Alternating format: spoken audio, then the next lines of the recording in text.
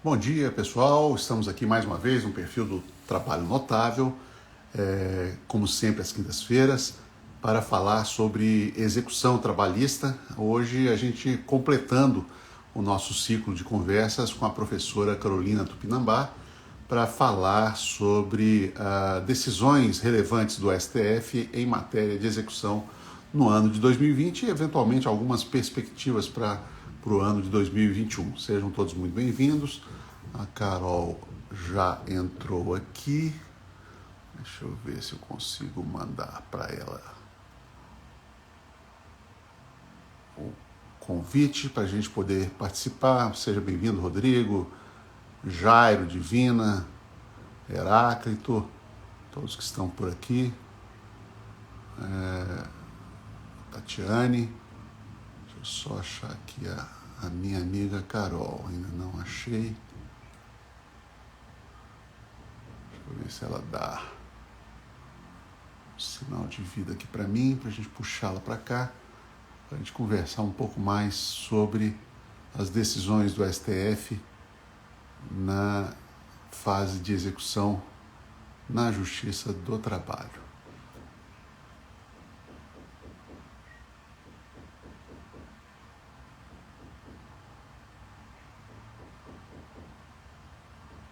Só um minutinho, sejam todos muito bem-vindos, vão chegando, a casa está sempre aberta para a gente conversar sobre esses temas absolutamente importantes para o direito e para o processo do trabalho. Bom dia, Basílio, que está sempre ouvindo por aqui. A Bárbara, minha filha, prazer, filha, ver você por aqui. Bárbara mora em Genebra. Jane, seja muito bem-vinda. Nice também. Soraya, Marcelo. Eu não sei se a Carol já apareceu por aqui. Deixa eu ver se... fazer uma pesquisinha rápida aqui, ver se eu a encontro. Até agora ainda não achei. Andréia também, sempre presente. Bruno Assis, muito obrigado. Jadir, Karen, sejam todos muito bem-vindos. Fernanda, em mais essa live. Johnny, o Lauro de Campos também sempre presente por aqui.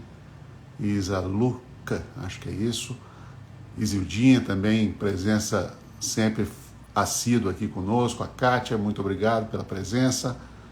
Jairo, o Roney, Divina, Soraya, Lindolfo, Guilherme, sejam todos muito bem-vindos. Maria Gabriela, Carol, Fábio Melo, Vanderlei, Helena Cristina, Rivelino, presente também, sempre presente por aqui. Cíntia Brigante, estou esperando aqui a minha amiga Carolina, parece que eu ainda não a visualizei. Vamos esperar aqui mais um pouquinho. Sejam todos muito bem-vindos. Esse espaço, como vocês sabem, é um espaço reservado para a execução. Agora sim, Carol está aqui. Deixa eu mandar para ela o convite para a gente pôr esse espaço reservado aqui no perfil do Trabalho Notável para falar sobre a execução trabalhista. Né? Sejam todos muito bem-vindos. Valério, tudo bem? E aí sim, tudo bem, Carol? Tudo bem? Tudo tranquilo, graças a Deus, na santa paz. E aí? Tem muita gente aqui entrando, tá vendo? Tem muita gente, muita felicidade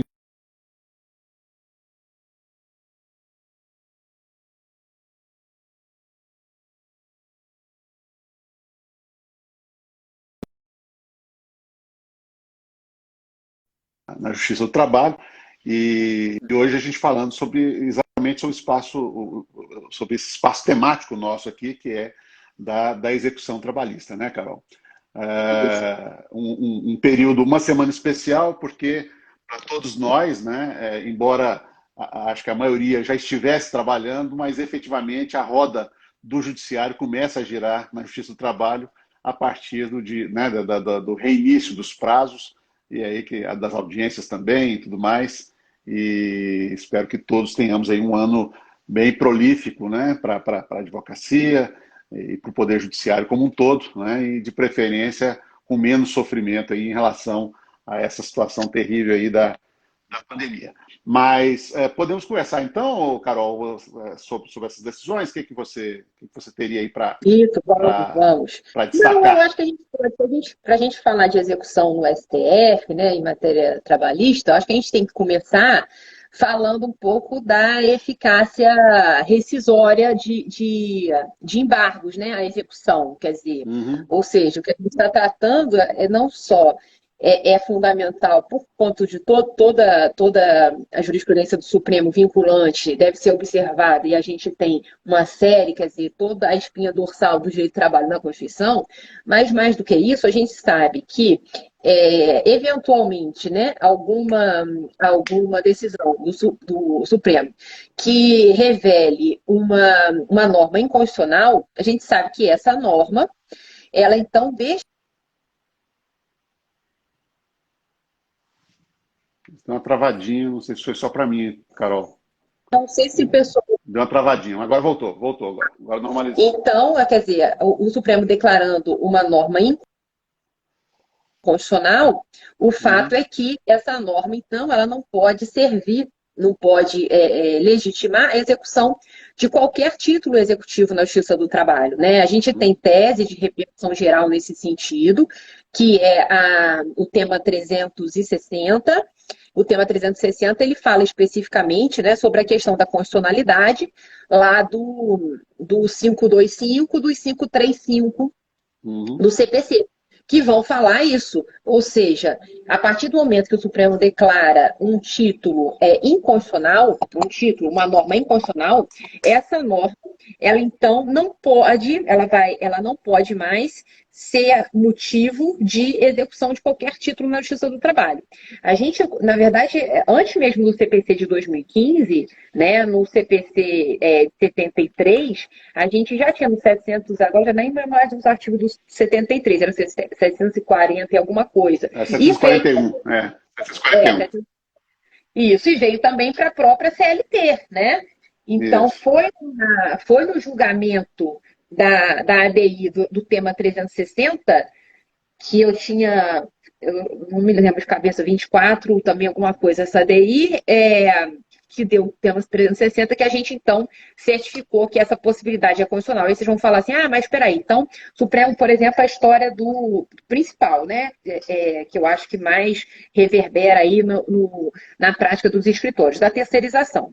Então, vejam, que no julgamento da ADPF, o Supremo disse que a súmula 331, ela seria inconstitucional nessa perspectiva de vedar a terceirização da atividade fim. Então, Uhum. a partir do momento que transitar, porque, né, pasme-se, também não transitou, em julgada essa decisão do Supremo, né?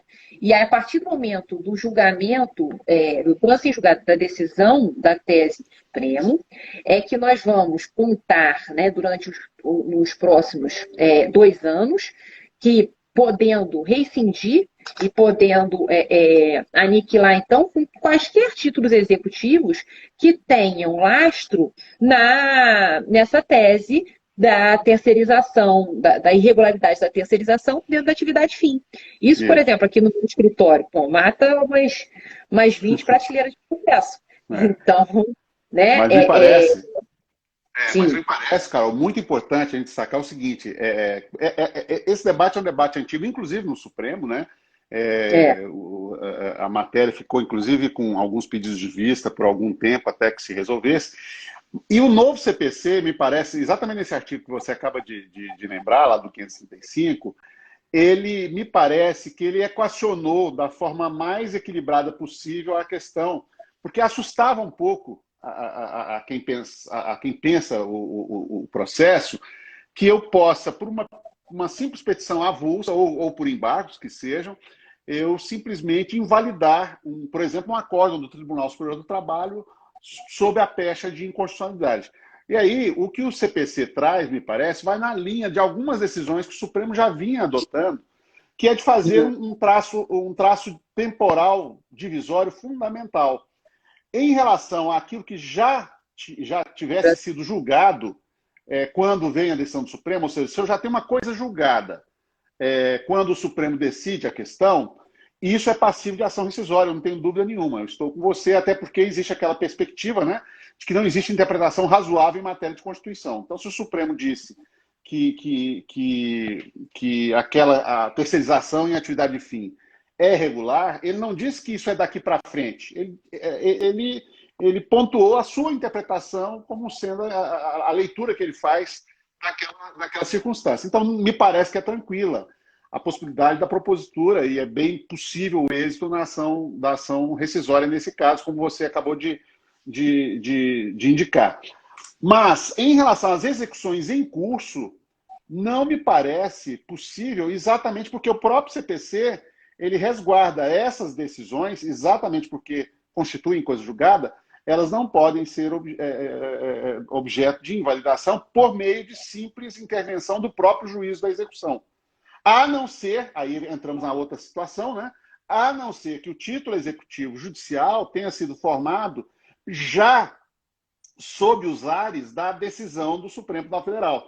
Porque aí, nesse caso, é aquela história, a decisão do STF, ela tem um efeito erga omnes absolutamente abrangente e, como eu gosto sempre de dizer, irresistível. Né? Então, se um juiz, por teimosia ou por ignorância, pouco importa o motivo, né? Pouco importa. Ignorância eu falo no sentido exato da palavra, né? Porque a decisão ela vai ser publicada, mas muitas vezes nós não sabemos, sem falar, né, Carol, que muitas vezes há um delay enorme nas decisões do Supremo entre a data de julgamento e a data da publicação. E, normalmente, o Supremo tem fixado, quando fixa qualquer modulação, é da data do julgamento e não da data da publicação do acordo. Então, se acontece do Supremo decidir determinada questão hoje e amanhã o juiz prolatar uma sentença e o advogado, por alguma razão, não recorrer e deixar transitar em julgado, na execução, me parece absolutamente tranquilo que o executado possa agitar esse precedente vinculante do STF, né, para dizer, olha, aqui nós temos uma situação de um título executivo que a lei considera inexigível, porque aquilo que contraria uma decisão do Supremo é inválido, é nulo. Né? Ele afronta a decisão do STF. Então, me parece que a decisão do STF resolve isso, mas o CPC me parece que já havia se antecipado, de certa forma, o CPC de 2015, clarificando, né, essa situação e fazendo essa separação em relação ao tempo da decisão, que me parece extremamente importante. Né? Então, hoje... Desde o julgamento, desde a sessão de julgamento da DPF com recurso extraordinário, o pessoal da tribuna insistia nisso. O ministro Barroso e o ministro Fux não fizeram na hora esse corte temporal. Mas como é que vai ficar a situação? Mas isso é importante, sem dúvida, porque senão... Exatamente. Do mesmo jeito, né, Carol? Isso, do mesmo jeito, aí eu faço só um parênteses fugindo um pouquinho da nossa conversa, mas que tem a ver com a DPF 324, né, lá essa questão da atividade fim, que é sempre bom lembrar aos amigos que o Supremo não enterrou a possibilidade de reconhecimento de vínculo por terceirização na atividade fim. Porque ele assinala que se porventura não houver os cuidados adequados em relação à idoneidade, enfim, se houver um mascaramento de uma relação de emprego, continua valendo o direito de trabalho na veia. O que eu não posso mais era aquela perspectiva que o TST indicava, e que você foi em cima, que é de dizer que terceirização de atividade fim, é inválido, logo ser inválido vínculo de emprego. Não existe mais essa possibilidade de um reconhecimento automático de vínculo de emprego. Mas, em cada caso concreto, pode o advogado procurar mostrar e comprovar, né, que haja uma situação efetivamente de presença dos elementos do artigo 3º da CLT naquela terceirização, e fora o caso da mão de obra temporária, porque na mão de obra temporária é natural que os elementos vão estar presentes, né? Porque a mão de obra temporária ela envolve exatamente o engajamento do terceirizado dentro da própria empresa, trabalhando como se o empregado fosse. Então, fora essa situação, nos outros casos, ainda há uma possibilidade, né? Mas aí é preciso fazer a apresentação do caso com as suas características peculiares e fazer a prova, evidentemente, de que efetivamente, embora o contrato aparentemente tenha sido celebrado com a prestadora de serviços, na verdade, a realidade laboral denuncia uma outra situação, mas não pela atividade. Aliás, eu até diria ao contrário. A atividade poderia ser até uma atividade meio, uma atividade secundária. E ainda assim existiria, sempre existiu essa possibilidade. E o Supremo, me parece, na própria ementa lá da decisão, ele não fecha a porta a essa possibilidade, né? O que ele não quis mais, o que ele repudiou, e me parece correto esse repúdio, não vejo nada alarmante nisso, foi de estabelecer uma ideia de que sempre será irregular a terceirização pela coincidência do objeto da atividade empresarial com a atividade da terceirização. Isso, perfeito, perfeito. Pode passar, vou passar para o próximo. Daí a gente, bom, então o que vai executar? A gente falou dessa eficácia rescisória importante. Agora, aonde vai executar? A gente podia falar algumas coisas sobre competência de execução da Justiça do Trabalho. Aí competência na questão de recuperação, falência, contribuição previdenciária, que já é um tema manjado, quer dizer, ela vem para a Constituição, né, na emenda 24 de 2000 e vem emenda 20 de 98, Carol. 20 de 98. Ou 24 de 2000, não sei o que eu falei. 24 de 99 é da extinção da... É que extinguiu a 47.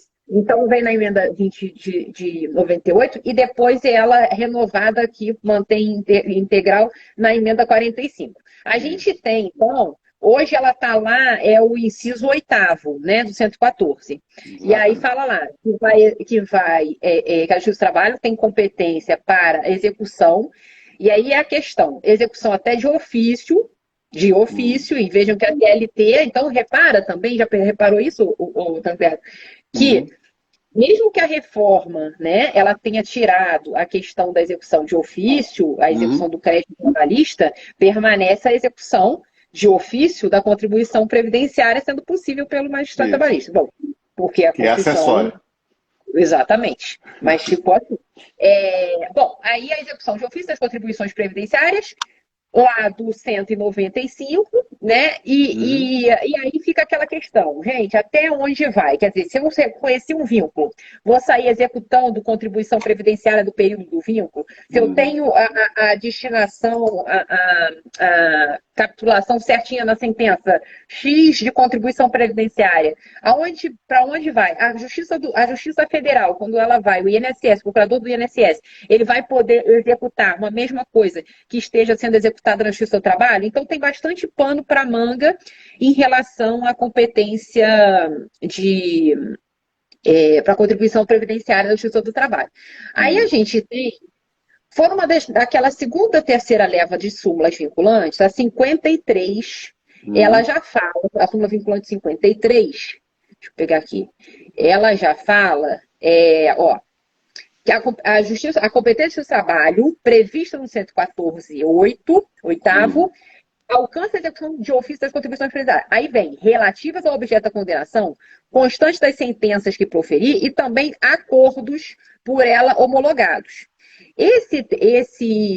Essa súmula vinculante, ela vai ser mais detalhada lá naquele julgamento, quer ver, que ele falou que o crédito tinha que, até virou a nossa OJ, que o crédito tinha que ser líquido e certo, cadê? Então, por exemplo, né, se a gente tem um período de discussão de vínculo que é reconhecido vínculo e a sentença não traz nada sobre qual que é o valor da execução provisória, de qualquer forma, né, toda a sentença trabalhista a gente tem a comunicação dela natural dentro do fluxograma da execução mesmo para a Procuradoria da Autarquia Previdenciária. Isso. Então, nesse caso, se eu não tenho crédito liquidado, o que eu tenho que fazer? Se eu sou o credor previdenciário, eu vou ter que liquidar em juízo próprio, né? E aí eu estou falando da Justiça Federal. Isso. Então, a gente tem, depende mesmo, eu diria, do modelo da decisão, né, da arquitetura da decisão. Se é uma decisão que esse crédito previdenciário ele saia líquido, eu vou conseguir executá-lo na própria Justiça do Trabalho. Se é uma execução que eu engajo alguma dúvida sobre esse quantum de beatum do crédito previdenciário, eu já não estarei na Justiça do Trabalho. Agora, eu queria falar, era daquele julgamento, enfim, mas não vou achar aqui agora, assim, que é o julgamento que fala, que explica exatamente isso, do ministro Lewandowski até, desse corte do que seria entendido como liquidação. Mas, não sei.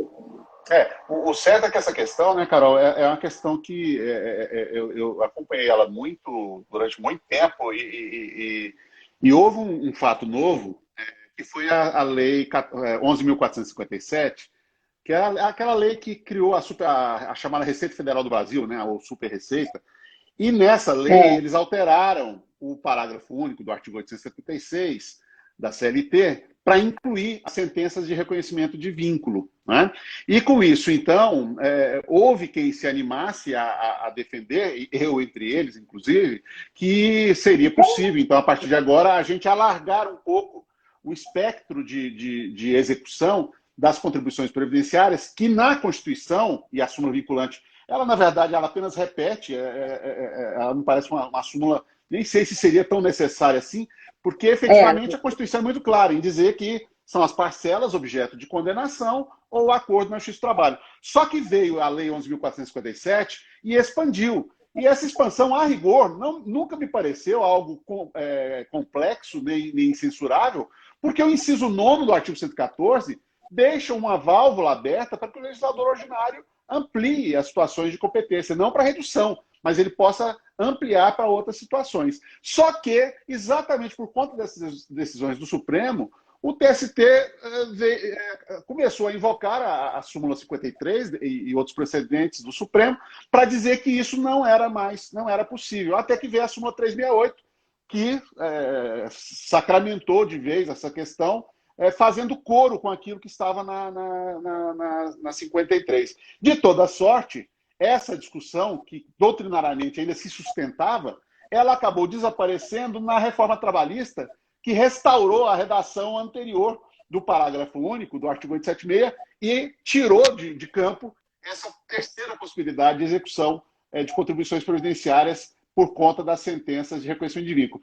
Eu lamentei muito, achei até muito estranho, na época a gente fez uma crítica bem severa em relação a isso lá no nosso livro sobre reforma, porque num país que se queixa tanto de desequilíbrio nas contas da Previdência Social, soa muito estranho que você se dê ao luxo de renunciar a uma fonte absolutamente barata de arrecadação, que é usar a Justiça do Trabalho, né, todas as vezes em que ela verifique uma situação de vínculo informal, para fazer a arrecadação. Houve, na época, alguns levantamentos que a Justiça do Trabalho chegou a arrecadar mais nessas contribuições, nessas ações em contribuições previdenciárias de vínculos informais, do que o próprio contencioso administrativo da Previdência Social.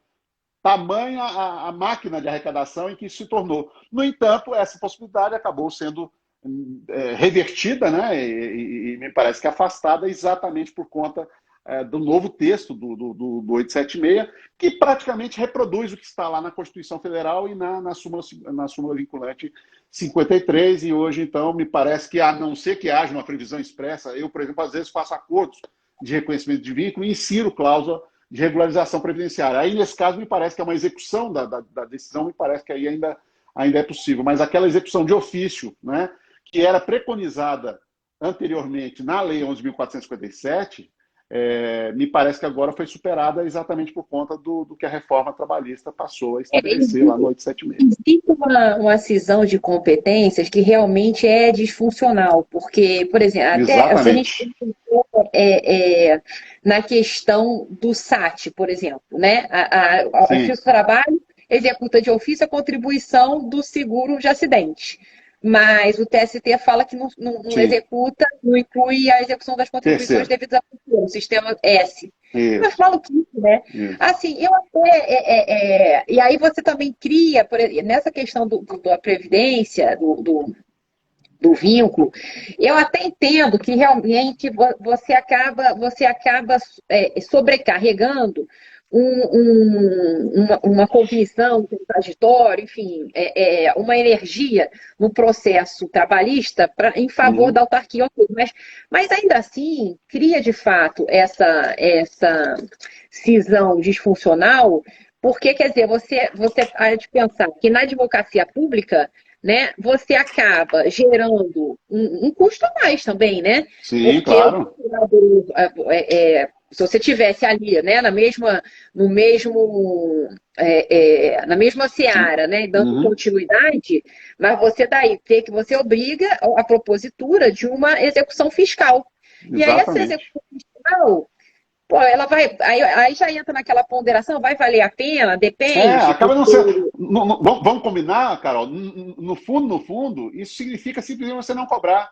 Porque, como existem aqueles cálculos de economicidade que regem as execuções fiscais, principalmente se o vínculo for um vínculo curto ou de pessoas com salários baixos, a execução vai ser considerada antieconômica e isso simplesmente deixa de ser cobrado. Com um reflexo importante, porque isso significa prejuízo não só para a Previdência Social, mas prejuízo também, evidentemente, para o segurado, porque, como nós sabemos, como a emenda 20 introduziu a ideia de que os benefícios não são assegurados, principalmente a aposentadoria, não são assegurados mais só por tempo de serviço, mas por tempo de contribuição, você acaba tendo aí um desfalque, não é? Na situação previdenciária desse trabalhador.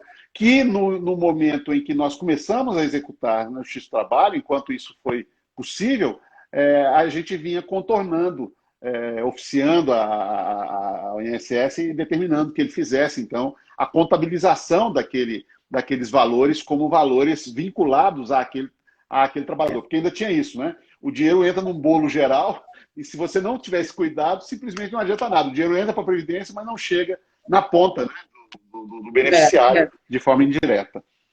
Ó, eu só queria chamar a atenção para uma situação ainda mais louca, para a gente, antes de passar para o outro ponto, que é a incoerência processual, né? Quer dizer, a gente não pode, porque parte de uma premissa equivocada, como se a sentença declaratória ela não fosse um título executivo. Né? Eu acho isso também importante, porque assim, tem muita gente que acaba achando, não, já que é uma sentença declaratória, essa de reconhecimento do vínculo. Mas não, mesmo as sentenças declaratórias, a gente já sabe, já está para lá de Bagdá isso. Mesmo as sentenças declaratórias e constitutivas, né, elas têm força executiva, força executória. Então, isso é uma premissa equivocada, acaba trazendo uma interpretação errada sobre a eficácia das decisões judiciais. Mas, enfim, é isso aí, não faz sentido, mas é o que temos para hoje. Então, está líquido, a gente continua ali mesmo. Se não está, ainda que represente um passivo gigantesco, a necessidade de propositura em outra seara da cobrança. Outro marco é a história do acordo. O acordo sempre vai, né, tá líquido, e aí vai ficar ali na Justiça do Trabalho mesmo, pelo amor de Deus, né? A não ser que a gente faça um acordo mal feito para sair dali. Bom, aí a história da falência. Da falência. A gente tem, esse a gente tem tema, né? A gente tem tema 90 e deixa eu ver aqui, 90. Não, tema 90. Compete ao juízo comum falimentar processar e julgar a execução dos créditos trabalhistas no caso de empresa em fase de recuperação judicial. Então, mesmo em fase de recuperação judicial, você vai ter, quer dizer, é aquilo que a gente já vinha falando desde a quinta passada, esse esvaziamento da competência da Justiça do Trabalho desnecessariamente. Mas aqui me parece um outro exemplo, porque poderia a Justiça do Trabalho tranquilamente dar conta dessa execução, inclusive respeitando a prioridade, né, dessa execução. Mas então a gente tem o tema 90, mais o que de falência que veio, ou seja, quem está falido, está falido mesmo, mas já vai para o juízo falimentar. Mas quem está em recuperação é o tema 90, vai para o juízo falimentar. A Justiça do Trabalho tem entendido que a gente tem... Isso não muda nada em relação à nova lei, concorda? Infelizmente não muda, antes mudasse. Em relação a... Ih, está falando aqui um tema bom, ter prescrição intercorrente da execução, a gente pode falar, né, mas só que não tem nada do Supremo em relação a isso, a não ser a Não. súmula que a gente acabou fazendo virar a súmula do Supremo num sentido e a súmula do TST no outro sentido, e agora já temos a lei que cabe. Mas, enfim, então, de execução, falência e recuperação, acho que é isso. Quer fazer algum destaque? Não, acho que é isso mesmo, Carol. E isso na 14.112 não mudou nada, essa questão continua. E é uma batalha perdida, mas eu sempre lembro aos amigos, né? É uma batalha perdida em relação às empresas em recuperação e as pessoas que estejam abrangidas pelo pedido de recuperação. Mas isso não impede, e a jurisprudência do próprio STJ é bem tranquila nesse sentido, de você redirecionar essa execução dentro da Justiça do Trabalho contra outras pessoas não atingidas pela recuperação. O que eu não posso... O sócio, o administrador. Isso, o sócio, o tomador que tenha figurado no título executivo, uma empresa de grupo econômico que não tenha participado, eu tenho notado, inclusive eu comentei esses dias numa outra live, que eu tenho notado que tem sido muito frequente nos pedidos de recuperação judicial, agora a inserção de todas as empresas. Não há mais pedidos de recuperação solteiros quando uma empresa integra um grupo econômico. Exatamente porque as empresas perceberam que não adiantava de nada adiantava ela fazer um pedido em relação a uma delas e deixar as outras sem participar do baile da recuperação, porque evidentemente haveria o redirecionamento. Esse redirecionamento, seja em relação a responsabilidades solidários, seja em relação a sucessores, seja em relação a responsáveis subsidiários, ele continua sendo possível, né? Apenas com uma pequena observação, desde que, duas coisas. Primeiro, eles não estejam alcançados pela recuperação. Segundo, a sucessão não tenha ocorrido em virtude da recuperação, né, Carol? Porque se eu, por exemplo, tenho a venda de um ativo patrimonial da recuperação, por exemplo, digamos que uma empresa tem uma cadeia de restaurantes, 5 restaurantes numa cidade, e ele vende um desses restaurantes para amealhar recursos para pagar os credores, vende um desses restaurantes para um terceiro dentro do processo de recuperação. Nesse caso, a lei de falências e a jurisprudência, inclusive do Supremo, que já teve a oportunidade de falar sobre isso, ela diz que esse sucessor não responde. Ele é irresponsável no bom sentido da palavra. Ele não responde porque a transferência não se deu por um ato exatamente voluntário, mas em função, né, e em favor do processo de recuperação da empresa. E então, quem adquire, não adquire passivo. O ADC que fala da condicionalidade. Eu acho que é o artigo 60 da lei antiga, quer dizer, a lei antiga, a lei de 2005, né, falando que é constitucional realmente não haver essa sucessão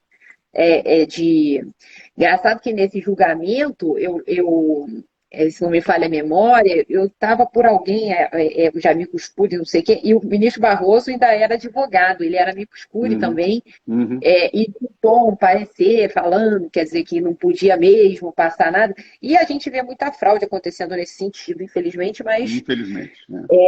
Mas o que isso já está definido no Supremo um certo ponto, né? Um certo tempo. E aqui, vamos sair do negócio de competência para poder falar mais um pouco. As penhoras, essas situações todas, assim, a execução raiz mesmo. Primeiro, tem uma decisão que chama a atenção, que é uma DPF, até mais recentezinha, 448. E aí que o Supremo falou da empenhorabilidade dos recursos públicos destinados à educação. Né? Pensando assim é bonito, mas o fato é que é menos uma fonte aí de possibilidade de você conseguir recurso para execução contra. Assim, a gente tem que lembrar, né, gente, que assim, para você conseguir executar a administração pública na Justiça do Trabalho, você está falando de um cenário já hiper mega exótico, que é ou um sujeito que é terceirizado, e aí a gente de alguma forma, demonstrar que isso também está afetado. Por que houve culpa em vigilando e negligindo, superando a questão do ônus da prova, e aí a gente teria uma responsabilidade subsidiária. Ou então a gente está falando de um contrato direto. Que contrato direto? De uma empresa pública com uma sociedade de economia mista. Também a gente pode estar falando de um contrato direto da galera que foi contratada saindo daquela modulação da decisão que fala da inconstitucionalidade da emenda constitucional 19, ou seja, né, que superou o regime jurídico único e possibilitou também a administração direta autárquica fundacional a contratação seletista. Quando o Supremo declarou isso inconstitucional, ele modulou e falou assim, bom, quem foi contratado como seletista, tudo bem, continua como seletista. Então, quem é que vai parar na Justiça do Trabalho contra a administração pública? O terceirizado, assim, ultra mega diferenciado, que você superou todas essas questões. O trabalhador direto que tenha sido contratado por empresa pública, sociedade de economia mista, o trabalhador direto que tenha sido contratado por outros entes da administração, quando ainda existe jurídico único. Então, a gente já está falando de um público, né, super já sofrido. Quem vai ter uma execução na Justiça do Trabalho em face da Fazenda. E aí, o que a gente tem visto? Decisões do Supremo cada vez mais afunilando as possibilidades, os caminhos de execução contra a Fazenda. Essa ADPF, né, essa DPF 448 é um exemplo. 484, né? Então, é 448. Não é 484? Não, acho que é 484, mas tudo bem. Tá, mas aí fala isso, né? Verbas para transporte escolar, para merenda, né, para manutenção de escola, que não pode penhorar. Não pode penhorar, sequestrar. Isso. Hã? Isso, bloquear, penhorar, fazer qualquer coisa. Não pode fazer mais. A gente teve aquela, assim, bem de família, bem aquela história do fiador, isso já estava superado há bastante tempo. A gente tem a exceção trabalhista do nosso doméstico, né? Lembrando, qualquer um, ninguém penhora a sua casa, a não ser o seu próprio doméstico, porque a lei já faz essa referência, o Supremo ratificou o entendimento que já era pacificado na jurisprudência a respeito da constitucionalidade do artigo 3º, né, da Lei 8.009 de 90, e mas, isso... Atenção, Carol, só que isso só vale para processo até o advento da Lei Complementar 150, porque a Lei do Trabalho Doméstico revogou. Sim, foi um retrocesso que ela cometeu. Ela avançou num monte de coisa, mas no finalzinho lá, ela revogou essa inacreditavelmente pouca gente reparou nisso, né? Isso, porque dos cortes de linha do tempo. Quer dizer, a equiparação ao trabalhador urbano foi tamanha e chegou ao doméstico também ser desgastado nesse ponto. Ele não pode mais tirar só aquele de outrora. Bom, além disso, em termos de verba pública mesmo, a gente tem uma DPF que fala também da impossibilidade, que foi até julgada, a DPF não, eu acho que foi a DI mesmo, que foi no finalzinho do ano passado, estou procurando aqui, já não estou achando, foi no finalzinho do ano passado, para falar também da empenhorabilidade de crédito, foi no informativo número 100 no 101, da empenhorabilidade do crédito estatal, que isso aí foi marmelada, né, Antônio Berto? Porque você não puder... Quer dizer, como é que você vai fazer para executar a fazenda pública hoje, gente? É praticamente todo ela pagar na disponibilidade. E completa isso, né, Carol, com uma outra DPF, que é a 524, é uma DPF, eu diria, doméstica aqui de Brasília, porque ela envolve a companhia do metrô, o metrô aqui de Brasília.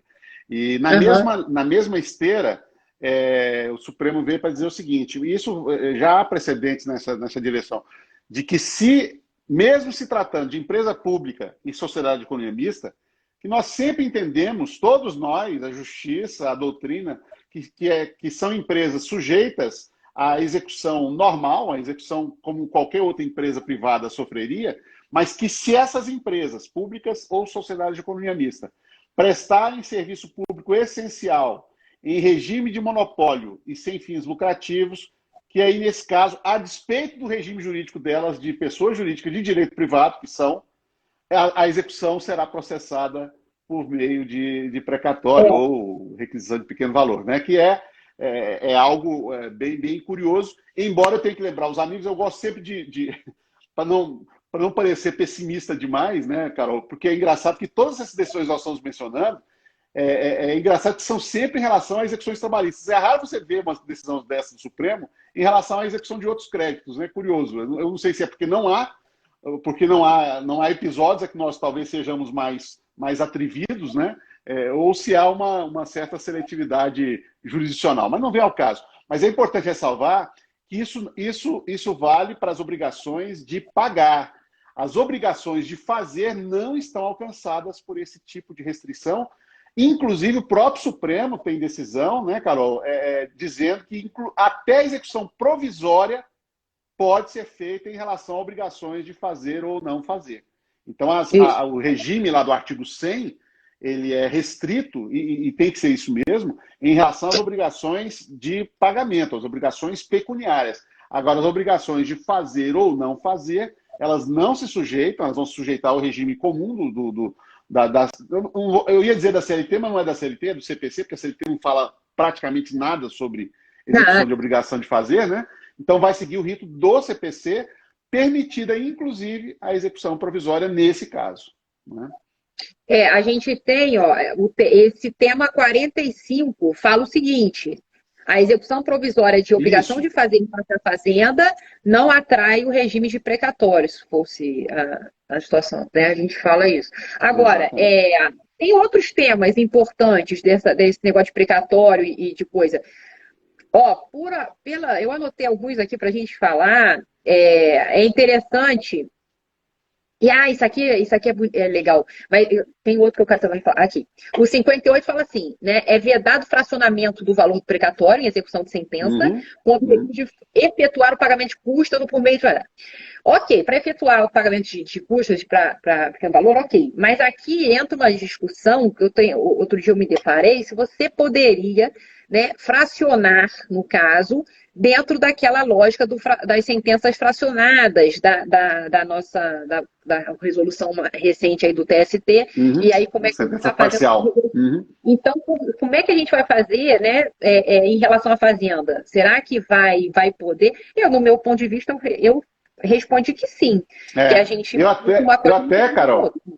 até, Carol, eu fiz aqui uma pesquisa rápida e achei, desse ano, o RE 1.205.530, relatado pelo ministro Marco Aurélio, em que ele trata exatamente disso, e o Supremo deliberou que é possível sim.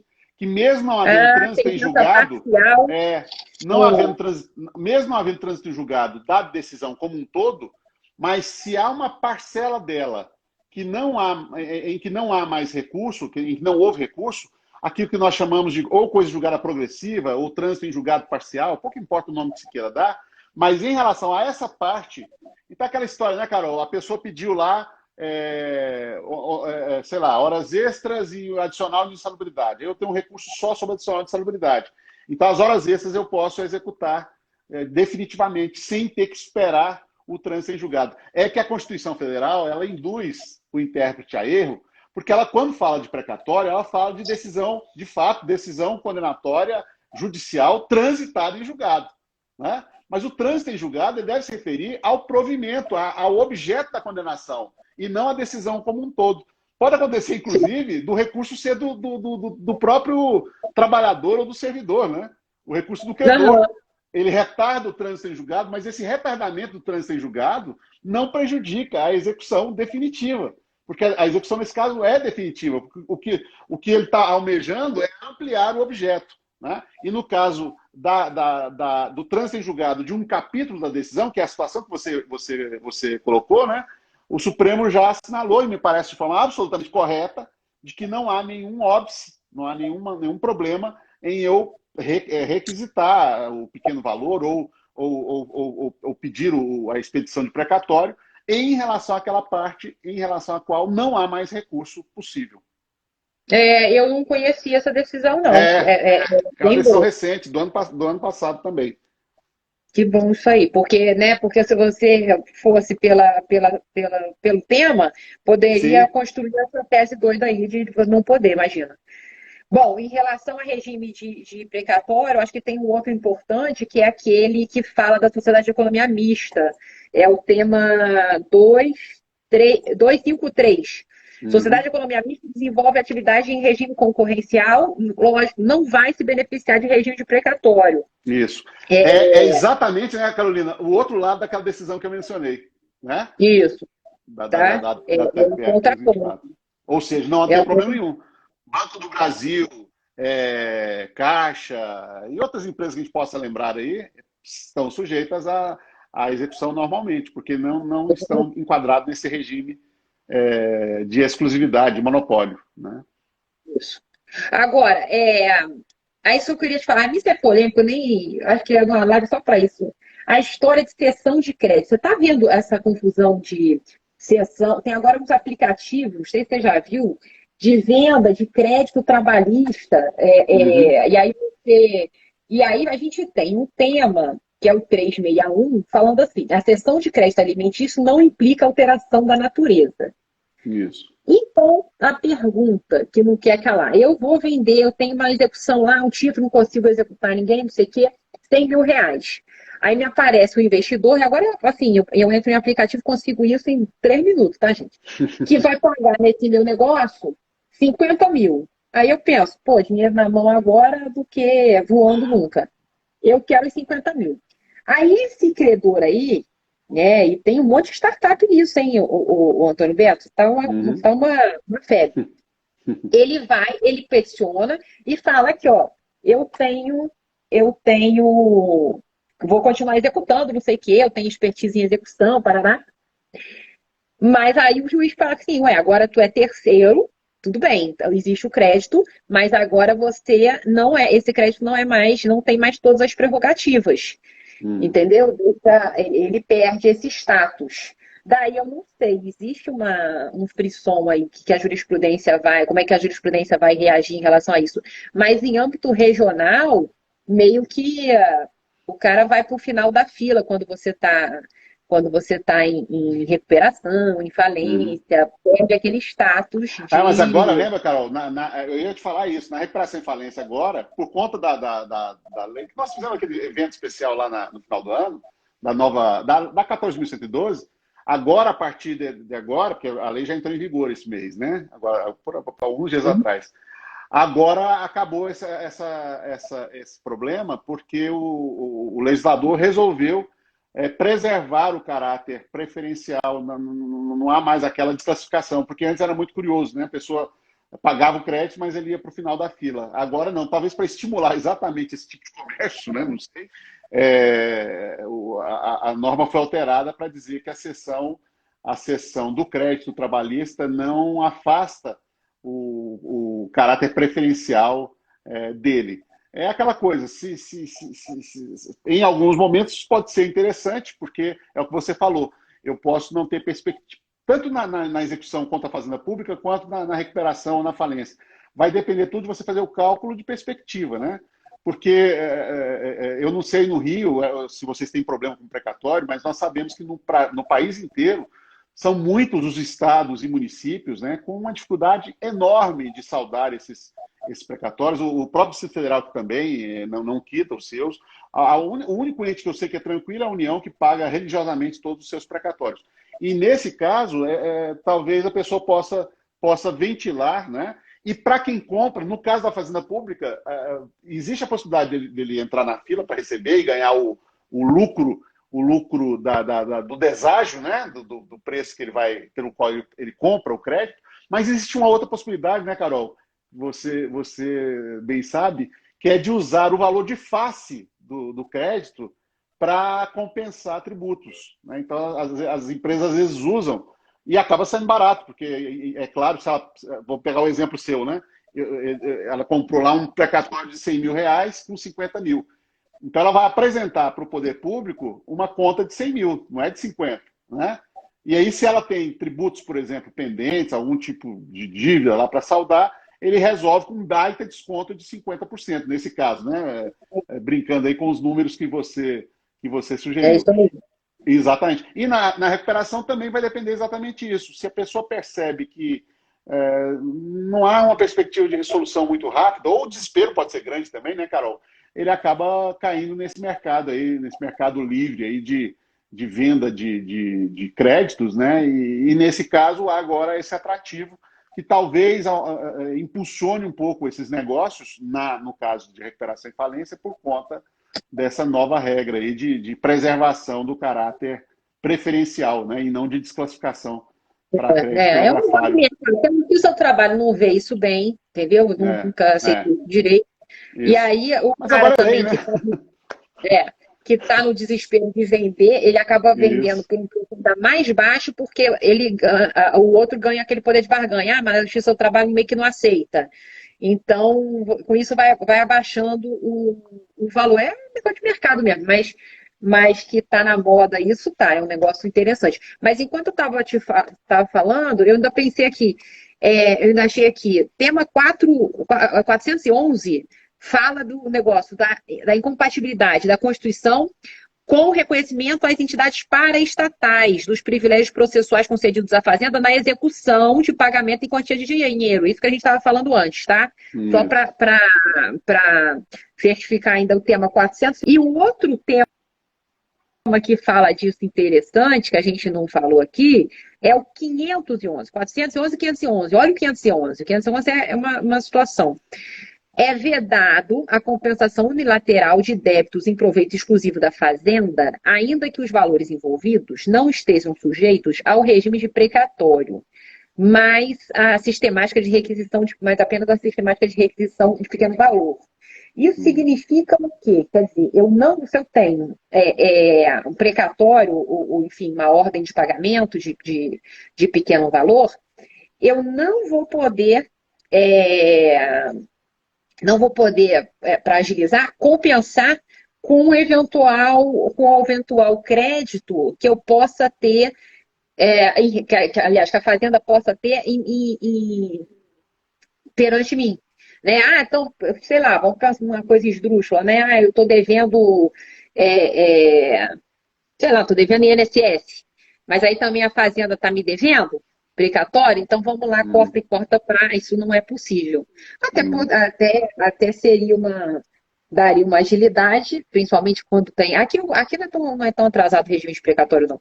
No município, principalmente, não.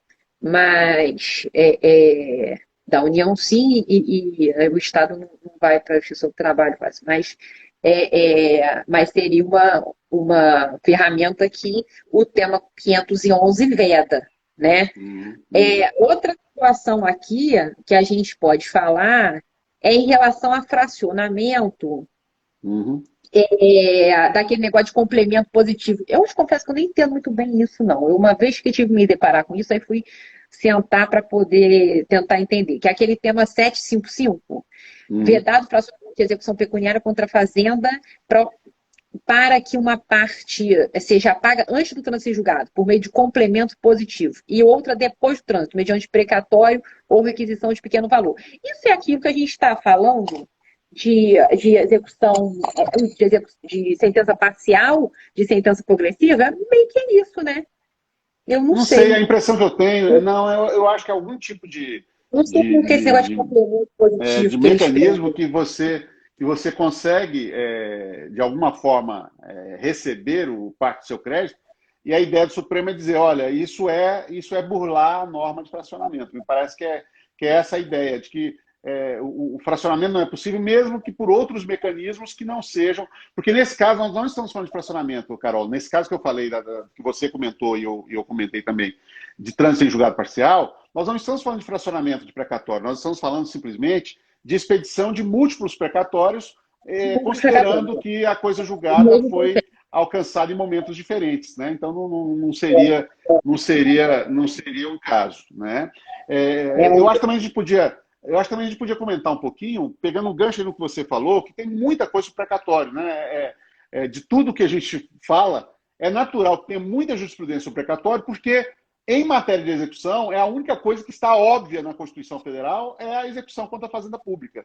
O restante você consegue por meio transversal, direito ao contraditório, direito ao devido processo legal e por aí vai.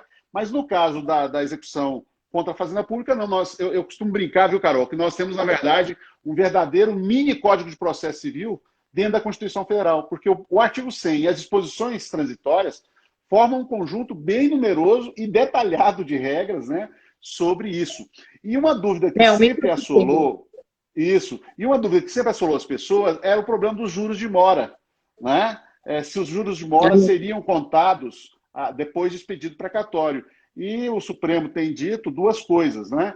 Primeiro, a partir do momento em que a expedição do precatório cessam os juros de mora, e essa cessação vai até o pagamento, se ocorrido, dentro do ano seguinte ao da requisição por precatório. Então, se eu conseguir fazer a requisição até o dia 1º de julho do ano de 2020, o ente público vai ter até 31 de dezembro de 2021 para quitar o precatório no valor de face pelo qual ele foi requisitado, sem acréscimo de juros.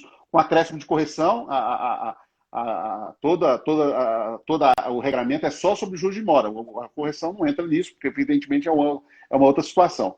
Agora, se houver, aí é que vinha a dúvida, e é onde eu assim, me permito discordar frontalmente, mas não adianta, eu só estou externando a opinião.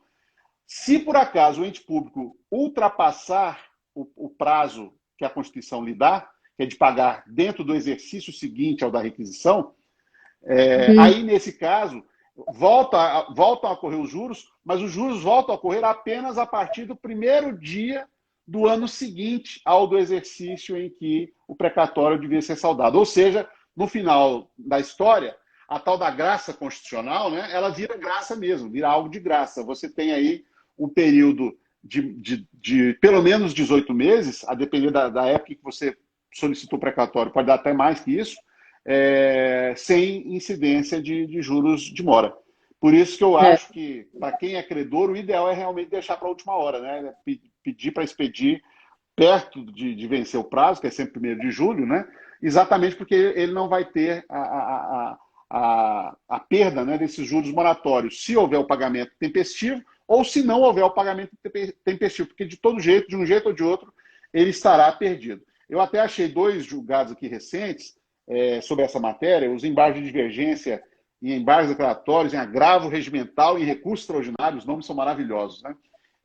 594, 892 e também no RE 169289.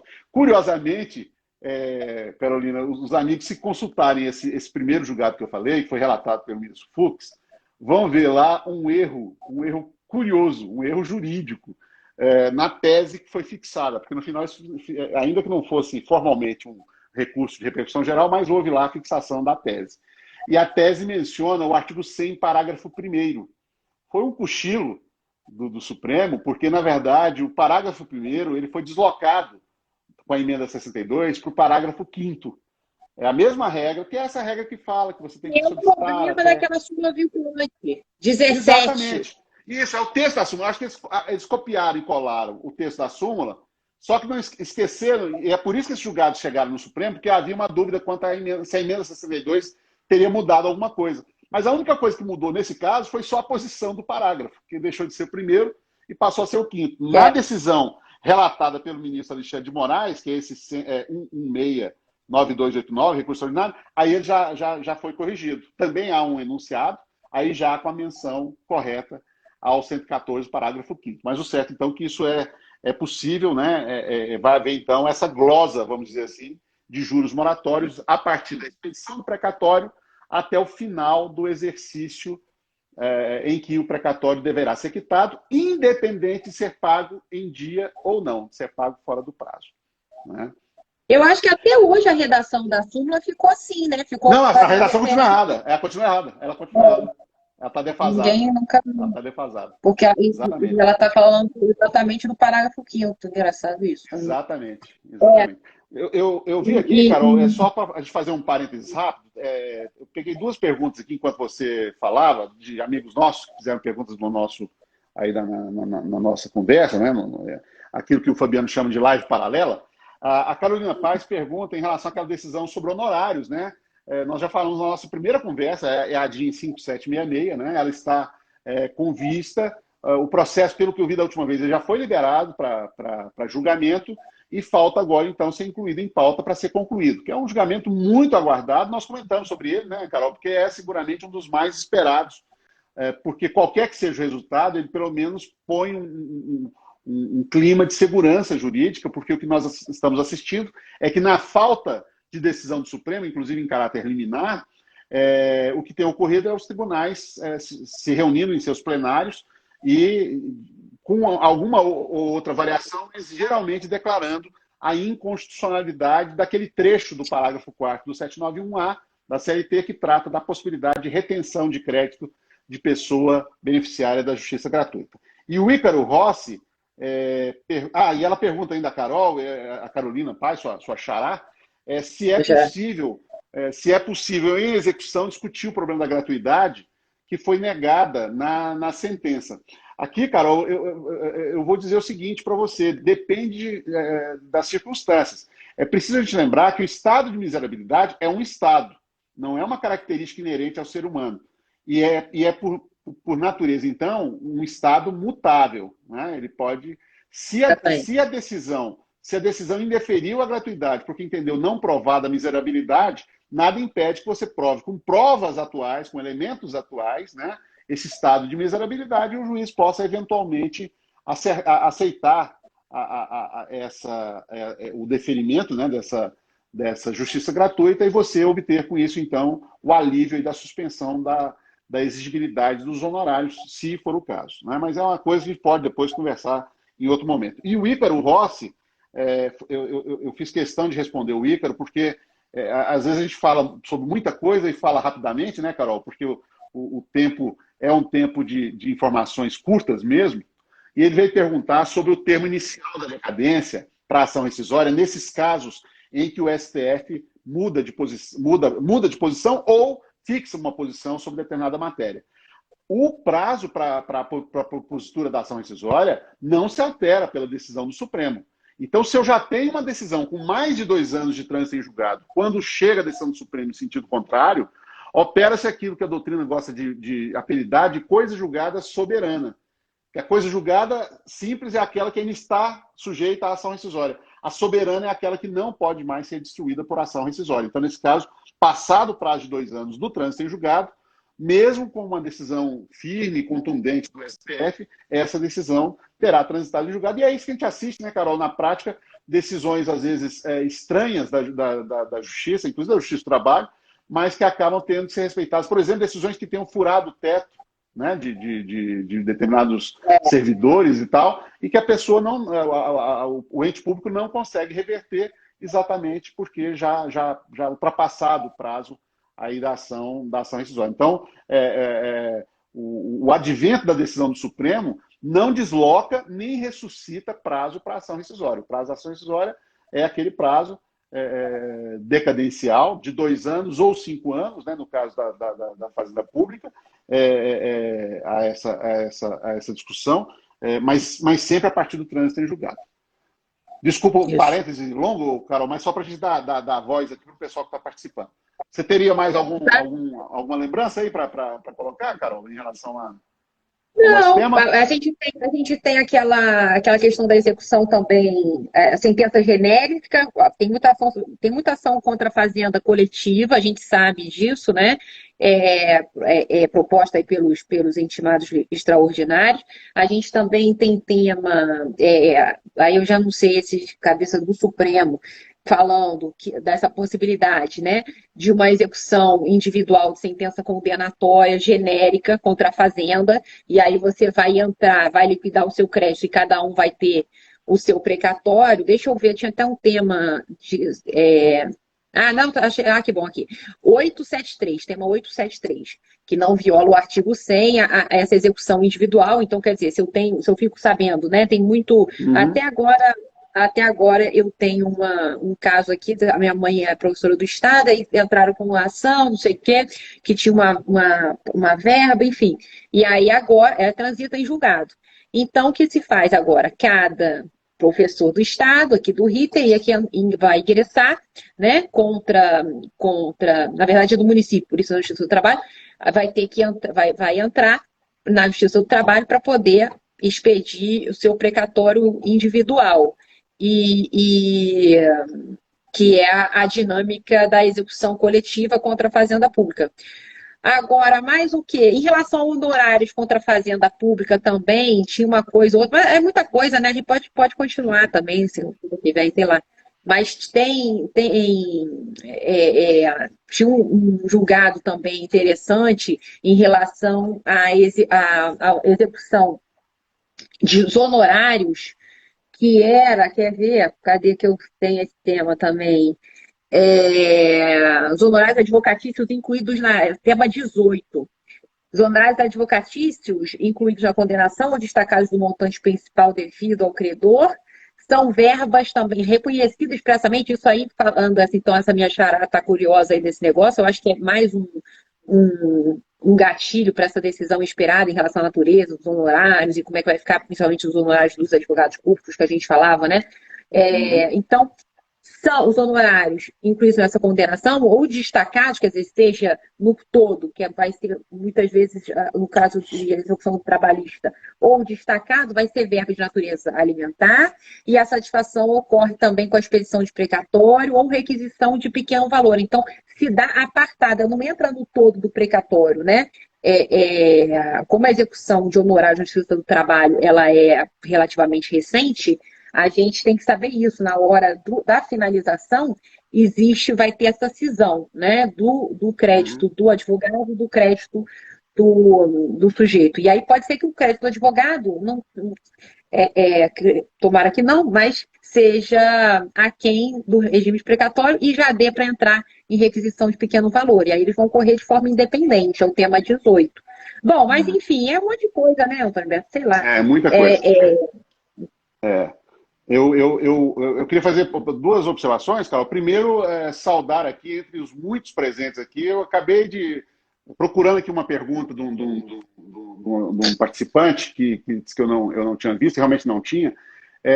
Eu vi aqui que está conosco a professora Vólia Bonfim, que foi desembargadora, né? E uma queridíssima acadêmica, professora, muito respeitada e muito querida também pelos alunos e por nós também. Né? Então, eu quero aqui deixar o registro aí da nossa satisfação em vê-la por aqui, participando da nossa live. E tem uma pergunta aqui, que é uma pergunta bem específica, ela não vai exatamente em relação, foi por isso talvez que eu não tenha dado atenção a ela, ou talvez tenha passado os olhos rapidamente, porque ela não trata exatamente da decisão do Supremo. A pessoa faz um acordo e recolhe o imposto de renda nesse valor. E aí a Receita vai e condena ele a um valor, a pagar imposto de renda sobre esse acordo. Ele está perguntando se a Receita Federal pode mudar a decisão judicial. O problema aqui é que a Receita não terá participado, né, da decisão, e é por isso que a gente precisa verificar, primeiro, se a União foi ou não intimada e se ela reagiu em relação a isso. Porque o problema é que a única previsão na CLT quanto à insurgência recursal é em relação à Previdência, né, Carol? Que é o que está lá no parágrafo único do 831 e também lá nos parágrafos do artigo 832 e também lá no 879. Mas o tempo todo falando só sobre Previdência. Então, é uma discussão. É claro que a pessoa pode procurar brigar por isso, mas é preciso verificar também se ele não dá maiores detalhes. É preciso verificar em cada caso, primeiro, se houve a discriminação devida das verbas e se as verbas são realmente indenizatórias. Porque o que há, às vezes, é a pessoa joga lá o rótulo de verba indenizatória numa verba que não é indenizatória. Vou dar um exemplo. 13º indenizado, né? Ele tem esse nome bonito, 13º indenizado, no entanto, entende-se que ele é suscetível, né, de tributação. Então, é preciso verificar aí, no caso, se as partes simplesmente não tentaram burlar a Receita, né, com a identificação equivocada de parcelas que não teriam natureza indenizatória, ou se de fato houve a devida identificação e a Receita está aí abusando, e nesse caso cabe a ele, evidentemente, usar aí dos instrumentos, seja no plano administrativo, dos recursos, né, seja no plano judicial, para tentar reverter essa condenação administrativa, pelo que eu entendi aqui, teria havido um lançamento de tributo em relação a isso. Você quer comentar alguma coisa, Carol? Não, é isso, concordo plenamente. Agora, não tinha visto a Vale também, deixar um beijão aí para ela. Pois é. E estou vendo aqui também vários alunos, né, da comunidade notável, o Polidoro falando aqui, como é que é, meu ponto de vista? Não, pois eu acabei de responder. É porque a pergunta foi lá no início. Eu passei, eu confesso que eu não vi, ouvi de relance e vi que não tinha a ver com exatamente, tem a ver com a execução, claro, né? E por isso que eu quis. Também, que sempre participa. Um querido também, estava lá. Silvano Barbosa, tem muita gente por aqui. Eliane. O pessoal está sempre aqui e a gente fica muito feliz com isso. Não deu tempo de falar de prestação intercorrente, não, Cláudio. Mas a gente só comentou, né, que tinha uma súmula do TST num sentido, e no sentido exatamente oposto a 114 do TST. Não cabe prestação intercorrente, mas o legislador reformista ele superou isso para dizer que caberia, né, no prazo isso. E a gente vai ter essa regulamentação. Exatamente. Sepultou, né, uma discussão antiga que havia, embora seja importante reconhecer, Carol, que nos últimos anos o TST me parece que tinha chegado num acordo em relação a essa briga de súmulas. Até porque essa súmula a gente fala súmula do Supremo, parece que é uma coisa para impressionar. Mas é preciso lembrar que essa súmula é uma súmula antiga, anterior a 88, do tempo em que o Supremo se pronunciava sobre matéria infraconstitucional, né? Porque tinha lá aquela história da arguição de relevância de questão federal, né? E tudo mais. Mas seja como for, havia realmente essa contradição das duas orientações. Mas o TST vinha nos últimos tempos reconhecendo que era possível sim a prescrição intercorrente, a despeito de não alterar o texto da sua súmula, mas apenas naquelas questões em que se possa atribuir ao credor, de fato, a paralisação da execução. E é essa, inclusive, a leitura que eu faço e que nós fazemos lá no nosso livro sobre reforma, para dizer que não é todo o caso de paralisação de execução que gera a intercorrente. Embora essa é uma posição, eu sei que isso ainda deve ser decantado e vai ser objeto aí com certeza, de uma consolidação jurisprudencial mais adiante. Mas se a ideia de prescrição está presa à ideia de inércia, e se a ideia, então, é castigar aquele que não se movimenta, aquele que não se mexe, não me parece razoável punir o credor por algo que ele não tem como resolver. E o exemplo clássico que a gente dá é do problema da ausência, de você não localizar bens em nome do executado, né? Eu sempre brinco, se a Justiça do Trabalho, com todas as ferramentas eletrônicas de investigação patrimonial, que permite que vasculhe a vida de qualquer um de nós, a qualquer momento e da forma mais profunda possível, inclusive até atrás de laranjas, né, de conexões que possam esconder algum tipo de escamoteamento patrimonial, se ela não consegue localizar bens, como é que eu posso dizer que o credor, nesse caso, é inerte para efeito de prescrição? Então, a prescrição ela vai existir, na minha modesta opinião, naquelas situações em que realmente eu posso atribuir a inércia. Exemplo clássico, liquidação por artigos. A execução é de um crédito cuja definição depende de artigos de liquidação. Os artigos de liquidação não têm como ser resolvidos, mesmo na época em que a Justiça do Trabalho podia executar de ofício as suas próprias decisões. Nesse caso, ela tinha que ficar parada, ela tinha que ficar inerte, porque ela depende de uma provocação do interessado. Então, se o interessado não se mexe e não apresenta, não tem como. Outro exemplo bem banal, o juiz manda dar baixa na carteira de trabalho, né? E o trabalhador não traz a carteira. Claro que agora, vamos esquecer o momento atual, porque eu tenho a possibilidade da CTPS digital, mas vamos supor que ele ainda não migrou. Ele continua com a CTPS raiz, a CTPS azul de papel, né? Mas não entrega essa carteira de trabalho. Passam 2 anos e ele não traz a carteira de trabalho.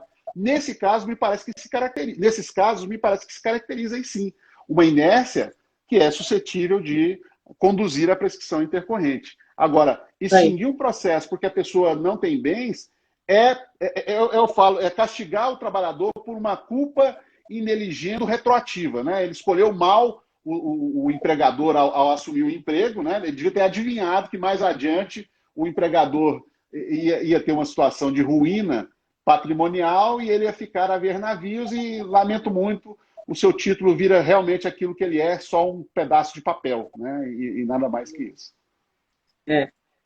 É isso, Antônio Humberto. Vamos.